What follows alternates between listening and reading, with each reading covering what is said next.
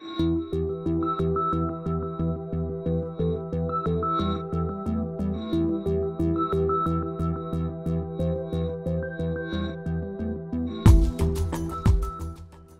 you give them a chemical test and it has a score, then they're just going to use the score against you, and it'll be much more difficult to beat that at trial than it would to beat a refusal. And if the score is particularly high, if it's a breath test and it's a .20 or over, or if it's a urine test and it's a .25 or over, and you're convicted on that score, you are going to go to jail for 5 days. The judge has no discretion about that.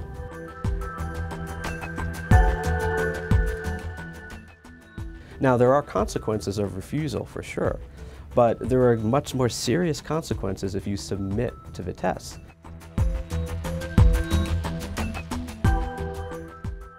A lot of people tend to overlook the effects of a DUI arrest on their driving privileges in the District of Columbia.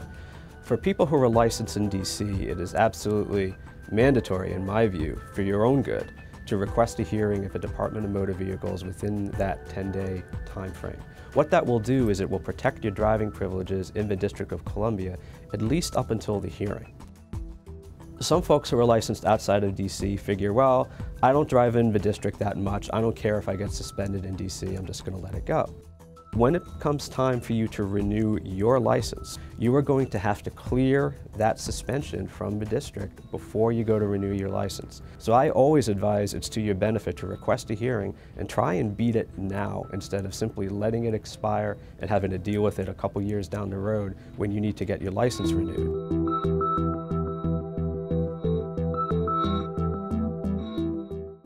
There are officers out there who are friendlier and some officers are not so friendly, but all of them operate from the same playbook. As friendly as they are, as encouraging as they may be, they are trying to get you to say things that they will use against you later on.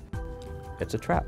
So my advice is to simply refuse to answer any questions from the officer, but you can politely state to the officer, "Officer, respectfully, I choose to invoke my Fifth Amendment rights and I'm not going to answer any further questions that are unrelated to my identification."